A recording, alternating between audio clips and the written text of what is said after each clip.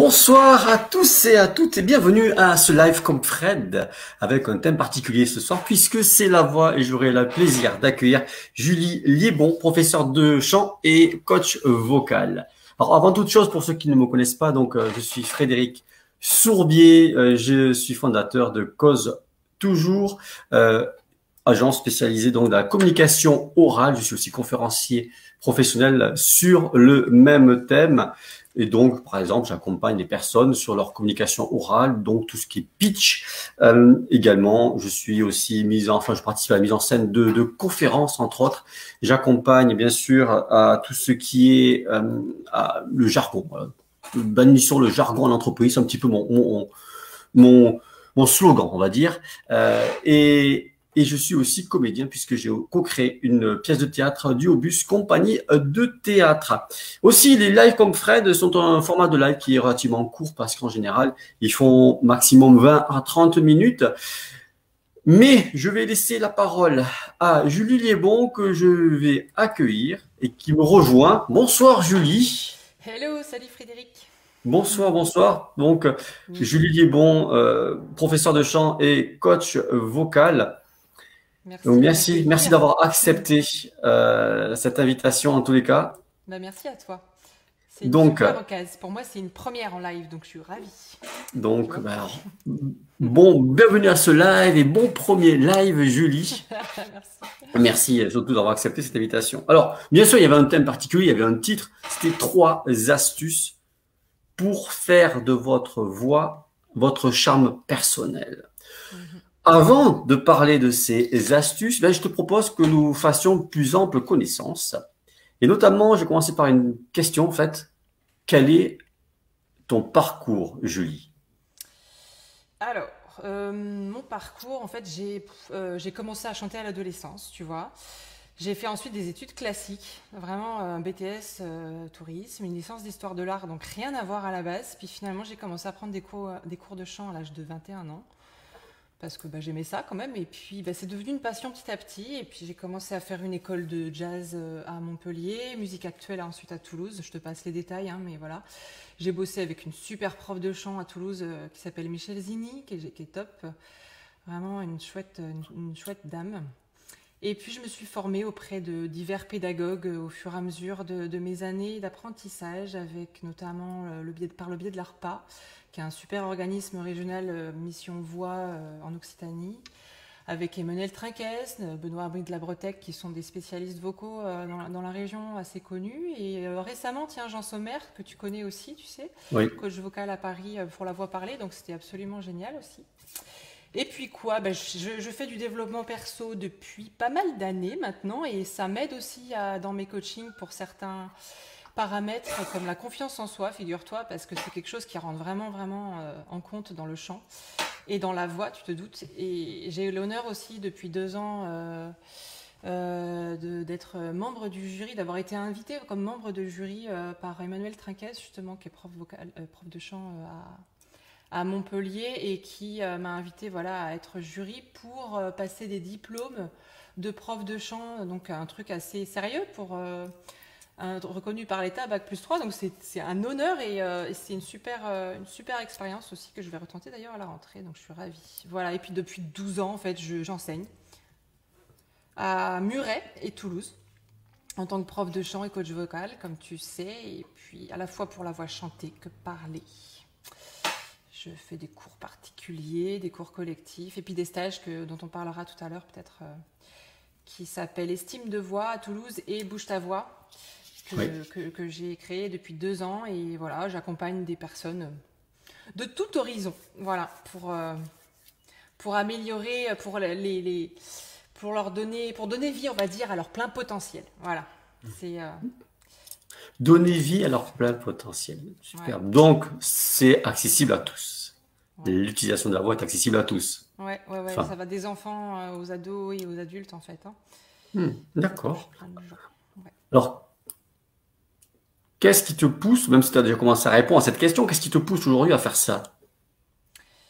Ah, il y a eu plein de raisons, mais grosso modo, aujourd'hui, si j'enseigne et que je coach des gens aujourd'hui, c'est parce que ça donne du sens vraiment à ce que je suis.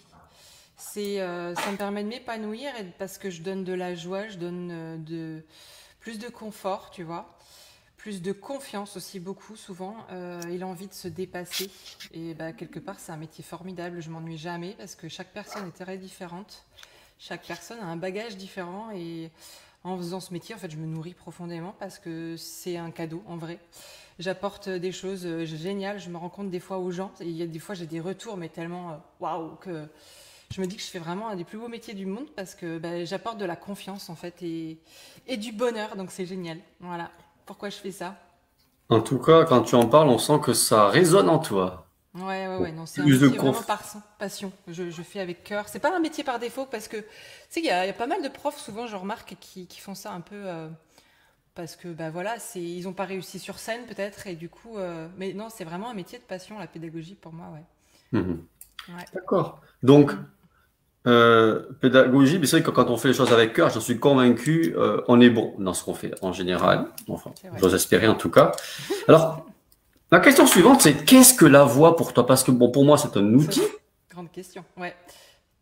Ouais, ouais, mais ouais. qu'est-ce que c'est pour toi? Ben, t'as raison, c'est entre autres ce que j'aurais envie de te répondre.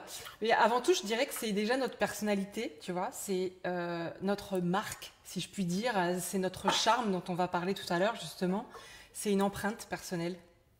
Clairement, c'est quelque chose qui nous définit, en fait, et qui aussi, comme tu dis, un outil pour s'exprimer, pour s'épanouir,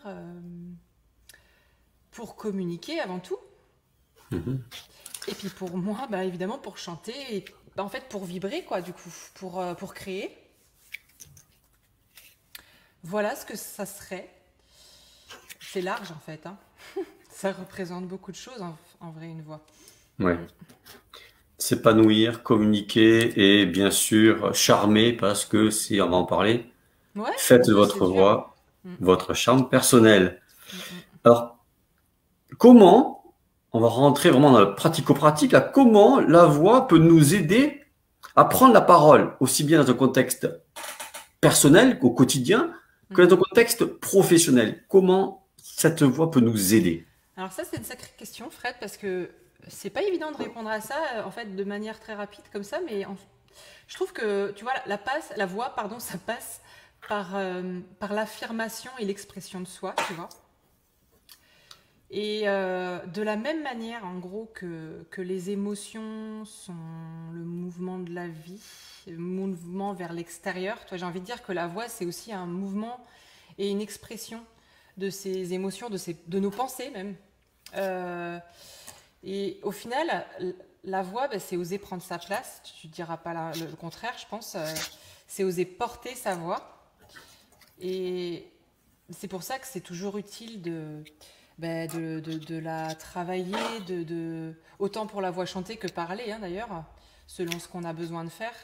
Mais pour être plus à l'aise et savoir mieux en jouer, pour savoir mieux moduler, captiver, selon, tu sais, vendre ou convaincre, séduire, ben voilà, selon les objectifs, ben voilà, c'est savoir oser en l'apprivoisant, en la travaillant, en la faisant en la faisant rayonner, tu sais, et puis en jouant en fait avec. Si tu oses jouer avec ta voix, plus tu le fais, plus tu vas savoir, toi qui fais du théâtre et qui a travaillé cette communication orale de manière approfondie, c'est un jeu permanent la voix, quoi. D'accord. Le Donc la terme voix, jeu, pardon. ouais, ça te plaît, ouais. C'est ça que tu Le, allais le dire? terme, le terme jeu, effectivement, me parle parce que c'est un Ouais, jeu. Et tu le dis, porter sa voix. La ouais, voix, pour moi, j'attache beaucoup d'importance au message. ouais. Ça permet d'oser, le terme oser, donc d'ailleurs, mon agence s'appelle Cause Toujours, oser porter sa voix et oser porter son message. La voix, pour moi, c'est quelque Mm. chose qui va nous aider à porter ce message. Quand il y en a un à porter, c'est important. Et sinon, il vaut mieux se taire parce que le silence fait partie aussi de la communication, de mon point C'est de vrai, vue. tout à fait, t'as raison. Ouais. Donc, Voilà, voilà, ouais. Mm.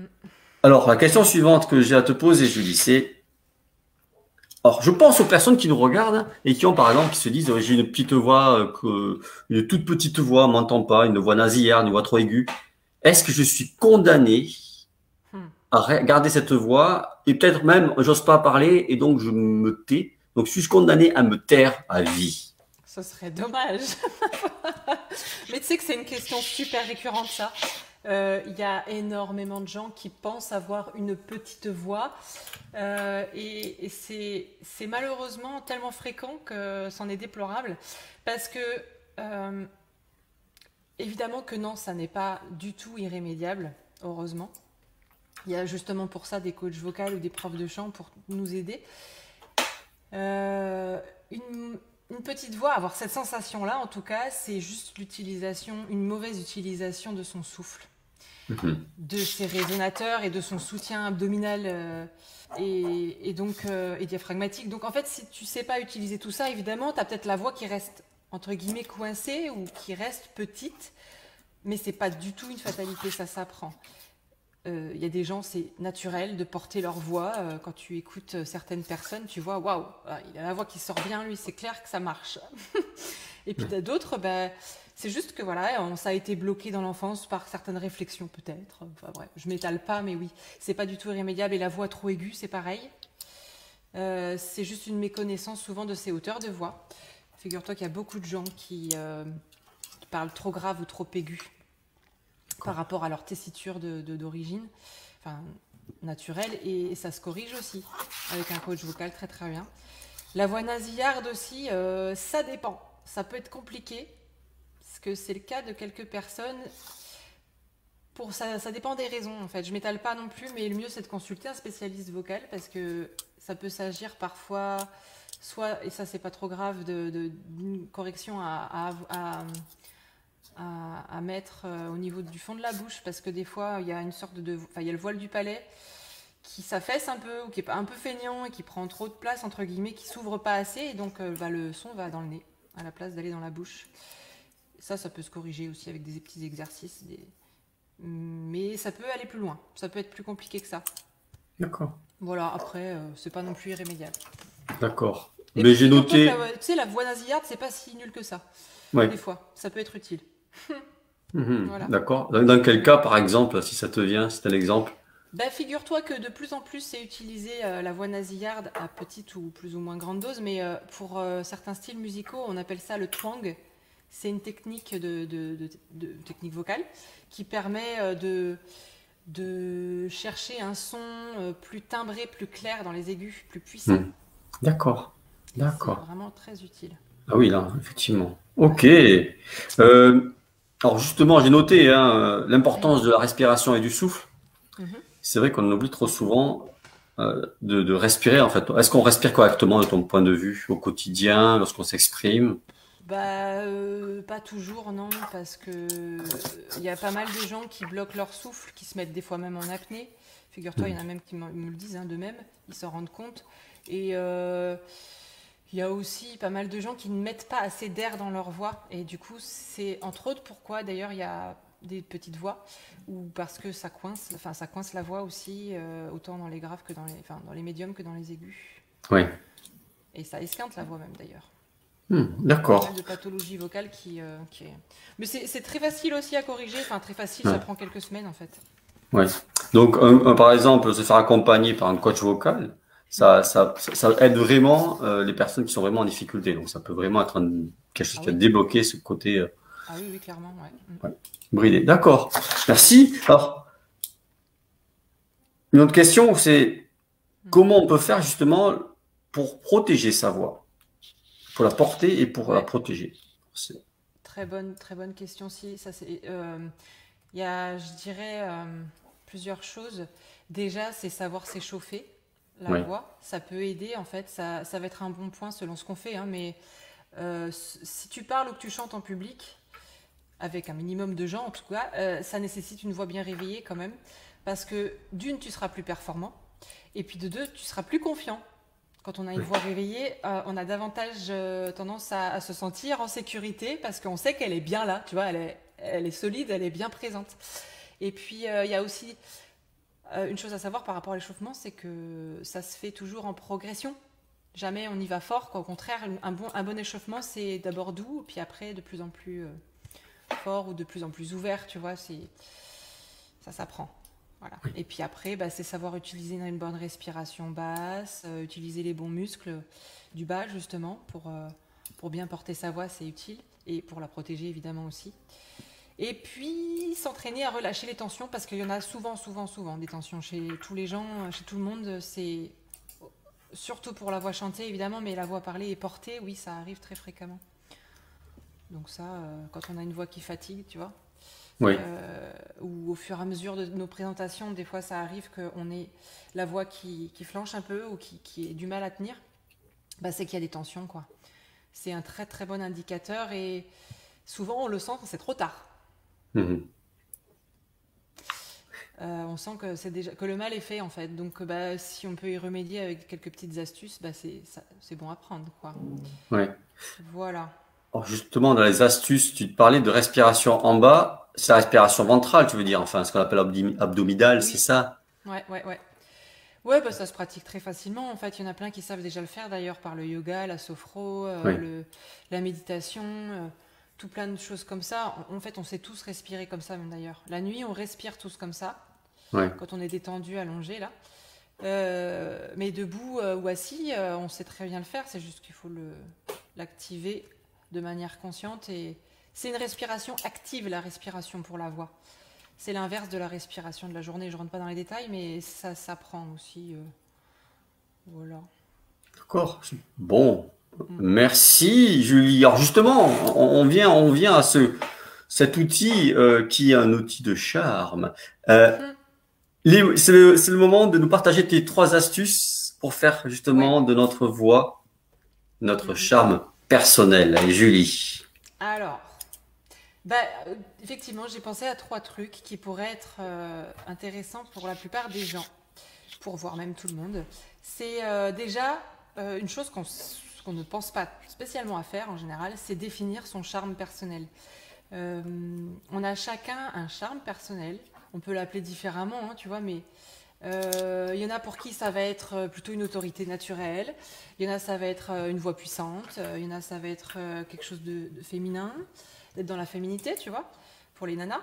Mais ça peut être quelque chose d'efféminé pour les hommes aussi, et ça peut être très très bien un atout si à partir du moment où c'est assumé.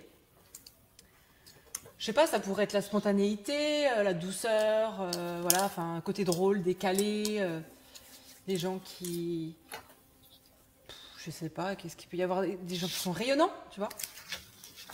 Bon, bah savoir définir ça en fait, qu'est-ce qui nous définit nous-mêmes, si déjà on arrive à trouver nous-mêmes, ou alors sinon on demande à nos proches. C'est pas inintéressant aussi de demander s'il y a un truc qui devait nous caractériser, ce serait quoi? Et à partir de là, quand on sait ça, eh ben, c'est de l'incarner dans sa posture physiquement, tel un héros, tu vois, et savoir en jouer. Ouais. C'est pas pas en surjouer, évidemment. Je pense que le mieux, c'est quand même de rester authentique à partir de ce charme personnel. On est tous capables de le faire, autant dans le milieu perso que professionnel. Parce que souvent, il y a des gens dans le professionnel qui mettent des carapaces, des masques et qui ne sont plus eux-mêmes pour jouer un rôle. Alors oui, pourquoi pas. Mais des fois, on s'y perd. Donc ouais, je trouve que définir son charme perso, ça aide énormément. D'accord. Je sais pas ce que tu en penses, mais... Oui, je suis d'accord avec toi. Et tu l'as dit, c'est déjà se connaître, ça pour rester aussi garder une dimension naturelle, c'est important. Ouais.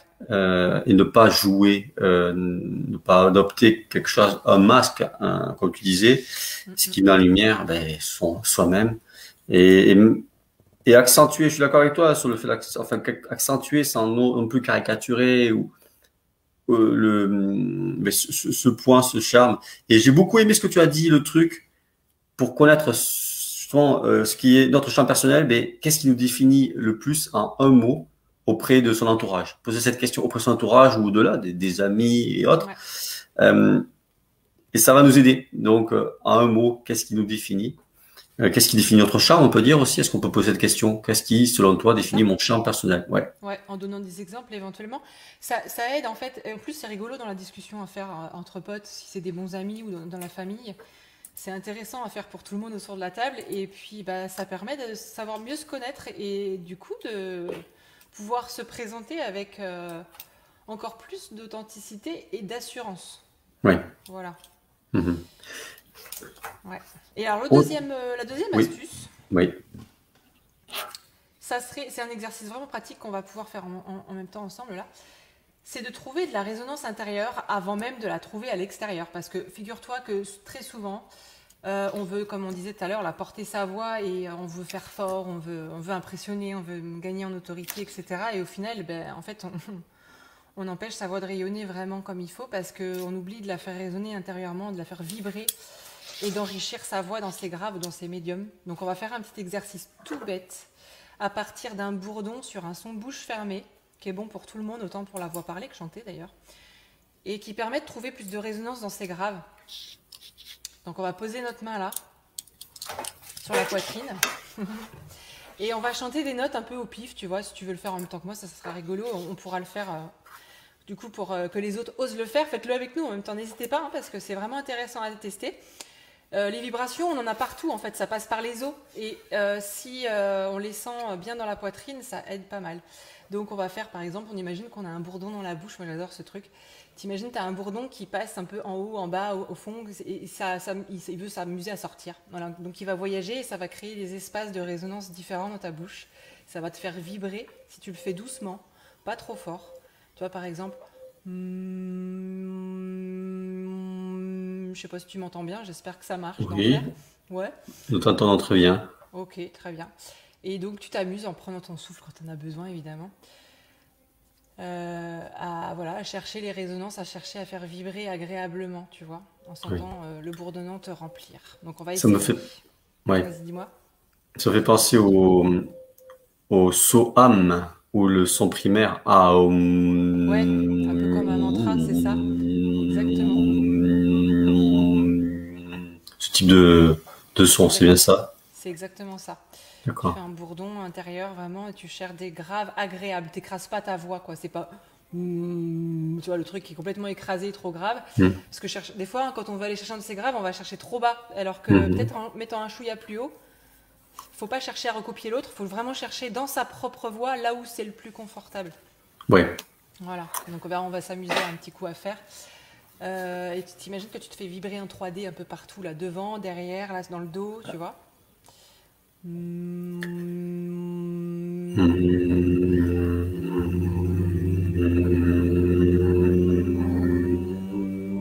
Puis tu peux t'as monter un peu plus haut, tu vois, chercher à faire varier.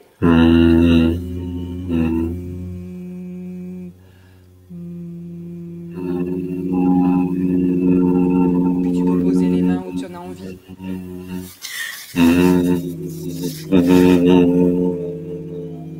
Tu peux même mettre les mains sur les joues aussi, ça peut se sentir vachement bien là. Bref, voilà. Ouais. C'est un truc, tu vois, qui est intéressant à faire. Et tu essaies de sentir vraiment que ça s'élargit, tu vois, à chaque fois intérieurement et que tu veux avoir un sentiment de plein et d'ancrage. C'est Oui. intéressant comme exercice pour ça aussi. Alors, juste une petite remarque d'ailleurs, j'avais l'habitude de pratiquer le saut avec une personne qui me forçait à ressentir le son même jusque dans mes genoux.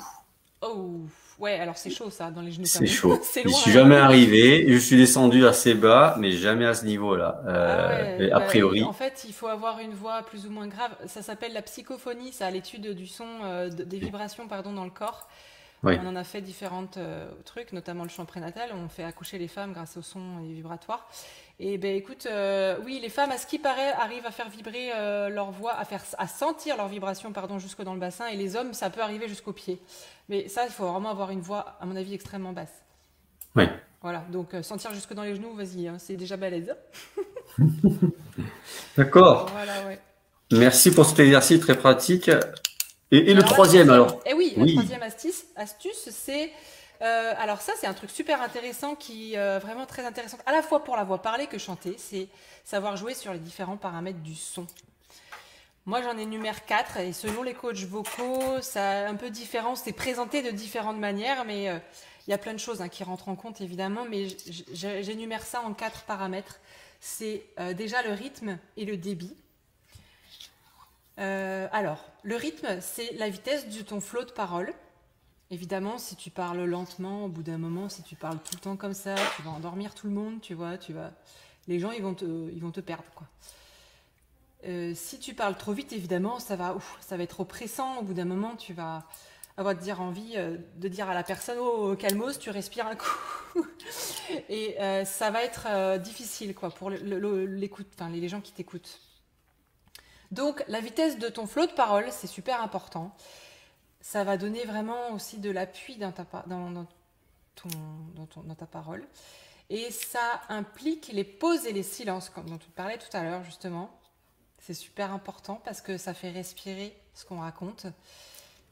Et ça donne de l'impact aussi à ce qu'on dit. Si on met une pause juste après un mot, bah évidemment, là, comme je suis en train de faire, ça donne de l'importance à ce mot. Et les longueurs de voyelles aussi rentrent en compte, c'est-à-dire, on va dire que c'est plus dans le débit, là. Si tu accentues sur certaines voyelles, comme je suis en train de faire là maintenant, tu vois, à la Suisse, tu vois, quand tu parles comme ça, j'exagère, mais si tu parles avec des sons piqués, à l'inverse, ça va être différent.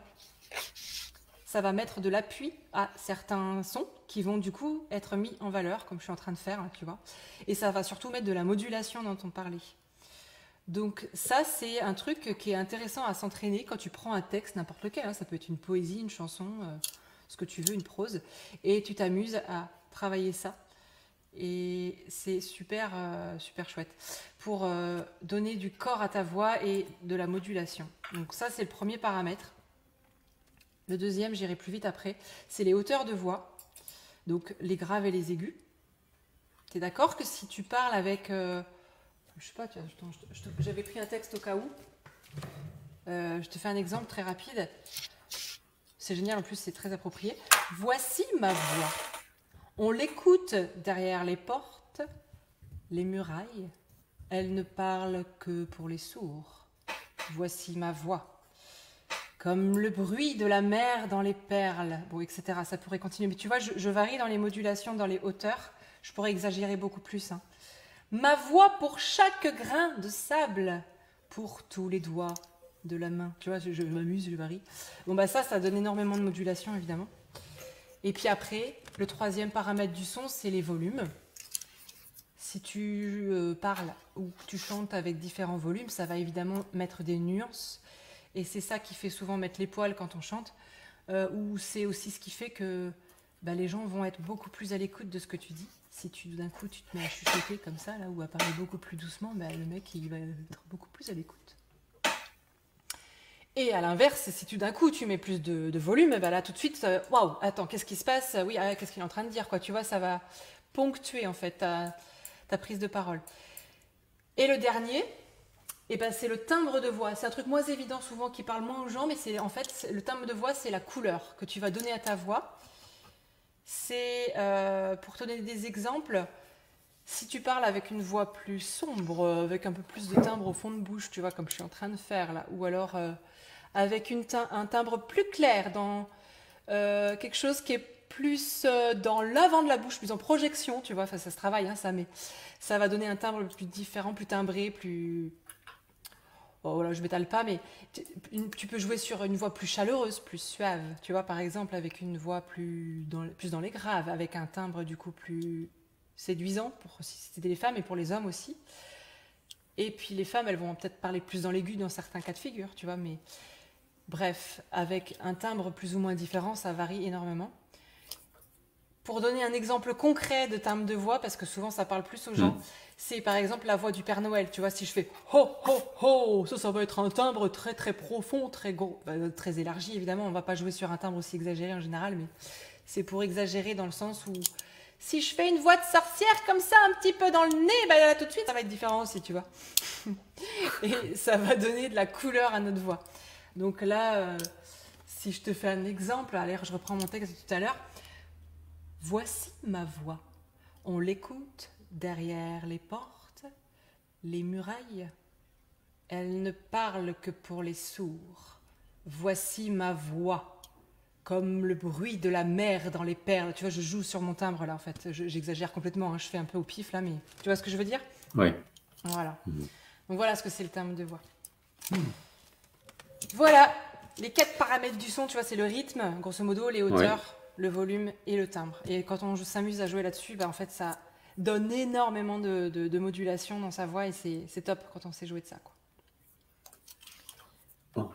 Merci Julie pour ces conseils pour avoir une voix pour faire notre voix, donc notre chant personnel.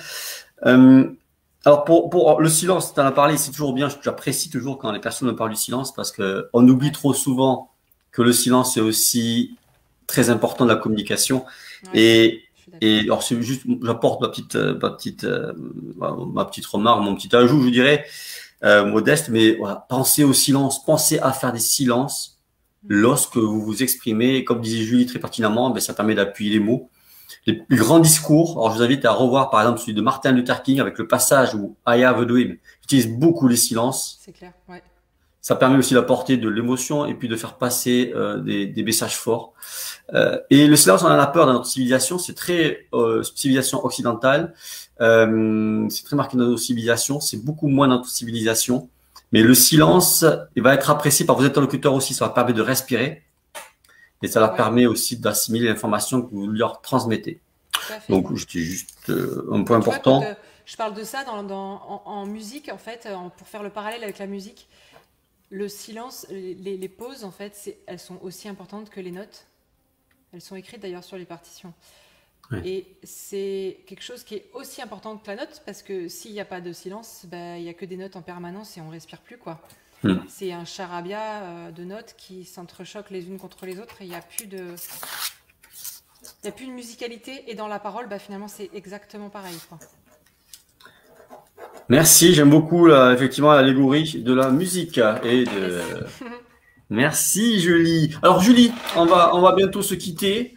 Alors moi je peux savoir quelle est ton actualité. Alors je crois que tu animes un atelier prochainement ou des ateliers à Exact. Muret. Ouais, je fais deux ateliers l'un après l'autre. Le 19 juin, ça a été reporté à cause du Covid, encore une fois, là, mais du coup, c'est à Muret, exceptionnellement, parce que d'habitude, je l'ai fait à Toulouse, à l'Espace Allegria. Je Oui. reprends ça l'année prochaine, d'ailleurs, en octobre. Mais là, voilà, pour terminer l'année, j'en fais de nouveau un le 19 juin. Le premier, c'est estime de voix. C'est vraiment pour ceux qui ont besoin de prendre confiance en eux. Autant pour la voix parlée que chantée. L'année prochaine, je ferai que voix parlée là-dessus. Même si on abordera certains trucs en chant aussi. Mais voilà, et c'est top pour apprendre à prendre la parole, pour poser sa voix, pour comprendre plein de choses au niveau vocal, au niveau du corps, au niveau de l'intention, au niveau de plein de choses. On s'éclate, hein, on fait des exercices rigolos et fun en plus, donc voilà. Et puis l'autre, c'est Bouge ta voix, et c'est un atelier qui permet d'utiliser la voix à travers le mouvement. Et on fait du rythme, on fait du coaching individuel aussi selon les séances, voilà, parce que cette année, ça a été un peu particulier. Voilà, Donc et c'est les horaires, c'est 14h, 16h pour estime de voix et 14h, 16h30, pardon. Et l'autre, c'est 17h, 19h, bouge ta voix. À Muret, 17h19. voilà. D'accord. Et tous les deux donc à Muret. Yes, Parfait, chouette merci salle. Julie. Je mets d'ailleurs ton site internet en bannière hein, qui défile en dessous, comme ça vous avez l'information. Sur les commentaires Facebook aussi, j'ai mis les liens pour vous inscrire à ces ateliers. Donc, Bouge ta voix et Estime de voix qui ont lieu le 19 juin, à Muret. Merci beaucoup Julie pour ta présence à ce live comme Fred. Merci. Très bonne continuation. Bien sûr, je sais que effectivement le confinement et le Covid nous a tous impactés. En tout cas, je sais que tu as été très actif dans cette période et je t'en remercie. Ça t'a permis à des personnes de préparer leur voix. Merci pour tes précieux conseils. En ce qui me concerne, Merci à donc, on toi. se retrouve sur Facebook, et retrouvez-moi aussi sur LinkedIn ainsi que sur ma page web et pardon sur ma page LinkedIn pardon et Facebook, je dis ça y est, et mon site internet. Euh, Hop, voilà que je vais mettre, mais que je veux pas montrer. Non, mais tant pis dans mes bannières, mais c'est pas grave. En tout cas, merci à tous pour votre écoute. Très bonne soirée. Julie, à très bientôt et merci encore. Bah, merci Merci. vraiment infiniment à toi, c'était chouette. Avec plaisir. Et je passe un très bon moment. J'espère que les personnes qui nous regardent aussi. Et j'ai noté plein de choses sur la feuille. Donc, voilà, j'ai noté plein de trucs. Ah, génial. Donc, voilà, des conseils, des précieux conseils. Merci en tout cas, Julie, et très bonne soirée à tous et à toutes. À très bientôt. Salut Fred, à bientôt. Au revoir, Julie.